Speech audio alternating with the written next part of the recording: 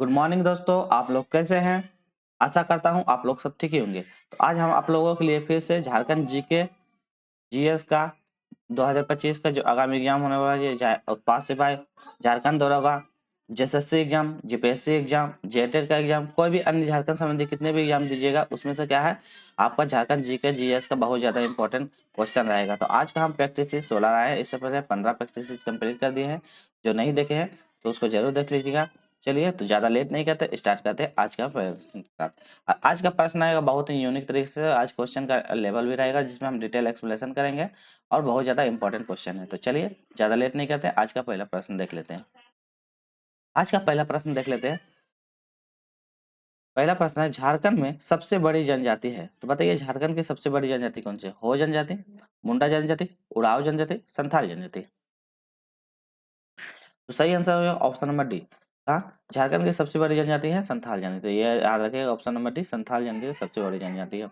उसका संथाल के बाद क्या आता है, संथाल के बाद आता है चलिए तो देख लेते हैं। संथाल हो गया, पहला में संथाल, फिर दूसरा में मुंडा, फिर तीसरा में उराव और चौथा में हो। तो ये भी सीक्वेंस याद रखिएगा। टोटल मतलब ये सीक्वेंस चार याद रखिएगा, संथाल, फिर मुंडा, फिर उराव, फिर हो। इस तरह करके चार सीक्वेंस आप लोग याद रखिएगा। चलिए आप देख लेते हैं संथाल जनजाति के बारे में। तो संथाल समुदाय क्या बोलते हैं, मुखिया को क्या कहते हैं, मांझी कहते हैं। तो संथाल जो समुदाय आते हैं उनको मुखिया को हम मांझी कहते हैं। तो ये भी याद रखते हैं, गाँव का जो मुखिया रहता है उसको मांझी कहते हैं। संथाल जनजाति झारखंड की सबसे बड़ी जनजाति है और यह भारत की तीसरी सबसे बड़ी जनजाति है। तो झारखंड में फर्स्ट नंबर पे, अब भारत में बोलेगा तो थर्ड नंबर पे। यह भी जैसे कि भारत में गोल भील वो सब रहता है। फिर आगे आता है संथाल जनजाति का सबसे बड़ा देवता कौन है, मारांग गुरु। तो ये याद रखिएगा, मारांग गुरु संथाल जनजाति का सबसे बड़े देवते हैं। चलिए इतना हो गया, फिर नेक्स्ट क्वेश्चन के ऊपर आते हैं हम लोग। Question number 2। क्वेश्चन नंबर 2 बोलता है, देवघर में शिव मंदिर का निर्माण किसने करवाया था। तो बताइए शिव मंदिर का निर्माण किसने करवाया था। पूरनमल ने, चंद्रपुर गुप्त ने, धर्मपाल ने या लक्ष्मण सेन ने। तो सही जवाब हो जाएगा ऑप्शन नंबर है पूरनमल। तो कौन स्टार्ट कराया था, ऑप्शन नंबर है पूरनमल ने क्या कहता है, देवघर में शिव मंदिर का निर्माण करवाया था। क्वेश्चन नंबर 3 की ओर बढ़ जाते हैं। क्वेश्चन नंबर 3, दुमका में हिजला मेला किस नदी के किनारे लगता है। तो हिजला मेला कौन सी नदी किनारे लगता है आपको बताना है। मैराक्ची नदी, दामोदर नदी, स्वर्णरेखा नदी, खरकाई नदी। तो ये मैराक्ची नदी किनारे लगता है, ऑप्शन नंबर ए हो जाएगा। मैराक्ची नदी किनारे कहाँ, मैराक्ची नदी किनारे लगता है, ऑप्शन नंबर ए इसका सही जवाब हो जाएगा। यहाँ देखिए हिजला मेला में क्या होता है, ये सांस्कृतिक कई प्रकार के त्योहार होते हैं, अपने अपने परंपराएं, जैसे संताल हो, मुराव, उमरा, अपनी अपनी जनजाति द्वारा क्या कहता है, यहाँ त्योहार होगा, प्रतियोगिता होते हैं। देख लीजिए यहाँ पे भीड़ भाड़ है, तो देखिए ये अपना प्रतियोगिता दिखा, ये अपना योग्यता, ये अपना योग्यता। तो इस प्रकार का क्या होता है, अपनी संस्कृति के बचाव के बारे में अपनी अपनी योग्यता को दिखाता है। हिजला में आयोजन का आयोजन हर साल क्या था, माघ फागुन के शुक्ल पक्ष में होता है। तो ये इंपॉर्टेंट है, याद रखिएगा। वो कभी एग्जाम पूछेगा हिजला में कौन सा महीना में किया जाता है, तो याद रखिएगा माघ फागुन का शुक्ल पक्ष में, माघ फागुन का शुक्ल पक्ष में। यह मेला 2008 महोत्सव के रूप में जाना जाता है। तो कब 2008 में महोत्सव के रूप से जाना जाता है और इसे 2015 में क्या राजकीय मेला का दर्जा दिया गया। तो राज्य के मेला का दर्जा हिजला मेला, तो यार राज्य के मेला का हिजला मेला को दर्जा दिया, कब दिया था 2015 में। तो डेट याद रखिएगा। चलिए नेक्स्ट क्वेश्चन कर लेते हैं, क्वेश्चन नंबर 4 की ओर देख लेते हैं। खरवार या खिरवार आंदोलन कब हुआ था। बताइए खरवार या खिरवार आंदोलन कब हुआ था। पहला 1874 ईस्वी में, 1884 ईस्वी में, 1876 ईस्वी में, 1878 ईस्वी में। तो खरवार आंदोलन कब हुआ, 1874 ईस्वी में। ऑप्शन नंबर ए इसका सही जवाब है, 1874 ईस्वी में खरवार आंदोलन हुआ था। खरवार आंदोलन देख लेते हैं, 1874 में हुआ था। इसका आंदोलन कौन था, भागीरथ मांझी। तो कौन था, भागीरथ मांझी सिंह था। तो भागीरथ थी, तो भागीरथ सिंह थे, जिन्होंने क्या इसे बाबा जी के नाम से भी जाना जाता। बाबा जी के नाम से क्या, भागीरथ सिंह को ही बाबा जी के नाम से जाना जाता। और ये आंदोलन के दौरान क्या, भागीरथ सिंह ने खुद को क्या बोंगी गांव का राजा घोषित किया था। तो कौन खुद को बोंगी गांव का राजा घोषित किया था, भागीरथ सिंह। तो ये इतना याद रखिएगा खरवार आंदोलन से। क्वेश्चन नंबर 5 की ओर बढ़ते हैं। क्वेश्चन नंबर 5 बोलता है, झारखंड की अधिकतम जनजाति किस प्रजातीय के समूह है। तो बताइए कि अधिकतम जनजाति कौन सी प्रजातीय के समूह है। पहला प्रोटो ऑस्ट्रेलिया, ऑस्ट्रेलियोट, मंगोल, एल्विस कोयले। तो सही आंसर ऑप्शन नंबर ए हो जाएगा, प्रोटो ऑस्ट्रेलिया। तो कौन सी जनजाति से संबंधित है, प्रोटो ऑस्ट्रेलिया से संबंधित है। टोटल झारखंड में जनजातियों की संख्या कितनी है, टोटल बोलेगा तो 32 है। तो ये भी याद रखिएगा, टोटल 32 है, जिसमें से आदिम जनजाति है, तो वो भी याद रखिएगा आप लोग। चलिए अगला क्वेश्चन, क्वेश्चन नंबर 6, इनमें से कौन सी जनजाति झारखंड के अलावा और कहीं नहीं पाई जाती? तो बताना, झारखंड के अलावा और कहीं नहीं पाई जाने वाली जनजाति कौन सी है? बिरहोर जनजाति, उड़ाव जनजाति, मुंडा जनजाति या संथाल जनजाति? बताइए, तो कौन सी जनजाति है जो ये सिर्फ झारखंड में ही पाई जाती है? इसका सही जवाब ऑप्शन नंबर सी हो जाएगा, मुंडा जनजाति। तो मुंडा जनजाति जो है, ये ऐसी जनजाति है जो सिर्फ झारखंड में ही पाई जाती है। तो मुंडा जनजाति क्या झारखंड में पाई जाती है? बोलेगा संख्या, संथाल जनजाति फर्स्ट नंबर में, सेकेंड नंबर में मुंडा जनजाति आता है, थर्ड में उराव जनजाति आता है और फोर्थ में हो जनजाति आता है। तो ये भी सीक्वेंस आप लोग याद रखिएगा। चलिए क्वेश्चन नंबर 7 की ओर बढ़ते हैं। क्वेश्चन नंबर 7 में देख लेते हैं।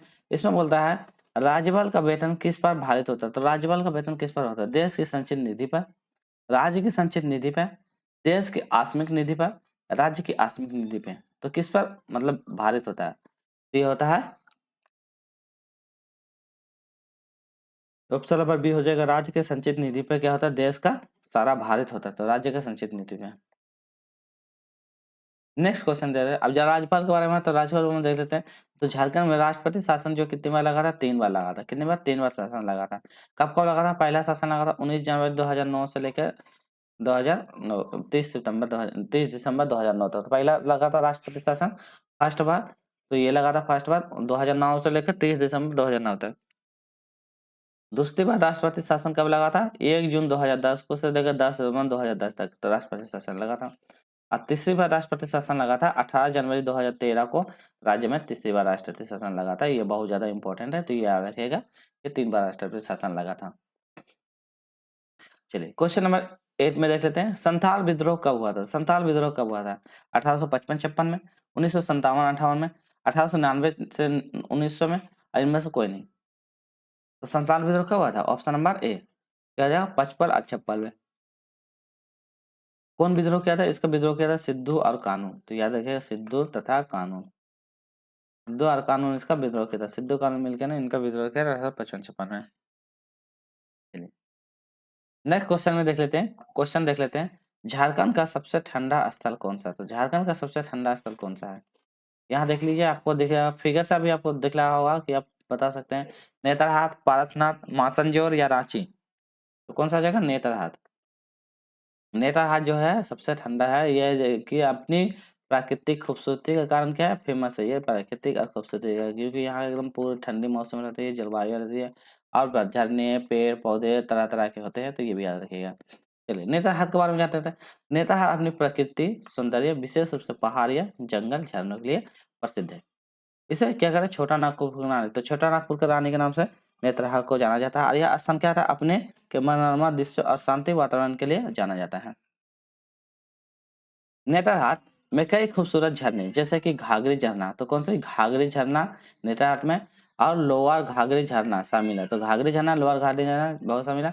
और यह क्या पर्यटकों के लिए विशेष रूप से आकर्षित का केंद्र है। तो बहुत ज्यादा इंपॉर्टेंट है नेतरहाट, पर्यटकों के लिए आकर्षित का केंद्र बना हुआ है। इसमें घाघरी झरना और लोअर घाघरी झरना शामिल है, और छोटा नागपुर का रानी के नाम से भी इसे जाना जाता है। चलिए क्वेश्चन नंबर 10 की ओर बढ़ते हैं। झारखंड में पाइका क्या है? तो पता नहीं पाइका क्या है? गीत है, नृत्य है, खेल है, इनमें से कुछ नहीं है। तो झारखंड में पाइका एक प्रकार का क्या नृत्य है? तो ऑप्शन नंबर बी इसका सही जवाब हुआ। झारखंड में एक प्रकार का पाइका नृत्य है। बहुत तरह के नृत्य होता है झारखंड में। छाऊ नृत्य हो गया, ठीक है, तो ये सब नृत्य है। छाऊ नृत्य हो गया, उसके बाद अन्य और सारे बहुत सारे नृत्य हैं। तो वो सब नृत्य के बारे में हम लोग नेक्स्ट पार्ट में कर लेंगे। इसमें देख लेते हैं, इनमें से कौन सा मुंडा विद्रोह का नेता? तो मुंडा विद्रोह का नेता कौन था? सिद्धू कानू, जतरा भगत, बिरसा मुंडा या तिरुश्री? तो मुंडा विद्रोह किसने किया था? मुंडा किया था, बिरसा मुंडा ने किया था मुंडा विद्रोह। तो इसी को क्या धरती बाबा के नाम से भी जाना जाता है, धरती आबा के नाम से जाना जाता है। इसने क्या झारखंड को आजादी में अपना महत्वपूर्ण योगदान दिया था। चलिए मुंडा, आप बिरसा मुंडा के बारे में जान जाते हैं। बिरसा मुंडा के जन्म के बारे में पूछ ले तो क्या 15 नवंबर 1875। तो डेट भी याद है, 15 नवंबर 1875।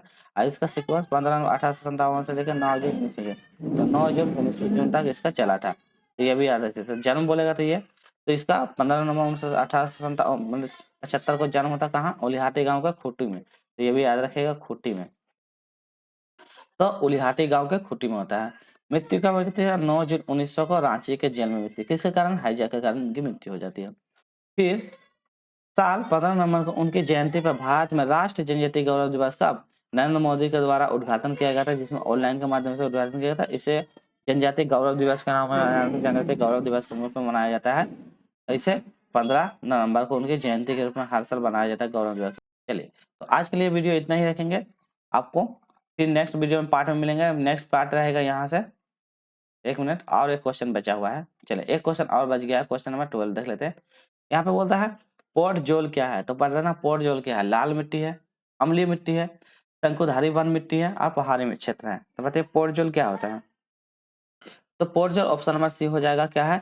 शंकुधारी वन मिट्टी है। तो उसका सही जवाब ऑप्शन नंबर सी, शंकुधारी वन मिट्टी को पोर्ट जोल के नाम से भी जाना जाता है। तो ये भी याद रखिए। तो आज के लिए इतना ही रखते हैं। आपको वीडियो को लाइक करना है, ज़्यादा से ज़्यादा दोस्त फ्रेंड के साथ शेयर कीजिए, और जो नहीं है चैनल को सब्सक्राइब कर लीजिए, ताकि हम आपको झारखंड से रिलेटेड सारा MCQ PYQ क्वेश्चन आपको करवाते रहे, ताकि आप एग्जाम में एक से एक बेटर कर सके और एग्जाम में अच्छा स्कोर कर सके। और ये आपका आगामी जो उत्पाद सिपाही है उसके लिए बहुत ज़्यादा इंपॉर्टेंट है। तो प्लीज़ मेरे चैनल पर जो जाइए, हम आपको उत्पाद सिपाही का सारा GK GS चल रही है, प्लस एक खोट्टा भी प्रैक्टिस चल रहा है। उसके बाद NTPC रेलवे वाला ग्रुप उसमें चल रहा है GK GS, उससे आप आराम से उत्पाद सिपाही की तैयारी कर सकते हैं। और उसके साइंस का एक अलग पोर्सन से चल रहा है। तो संपूर्ण ओवरऑल आप उत्पाद सिपाही का तैयारी कर सकते हैं। तो चलिए, आज का इतना ही, फिर मिलते हैं नेक्स्ट वीडियो में। Take care, bye bye.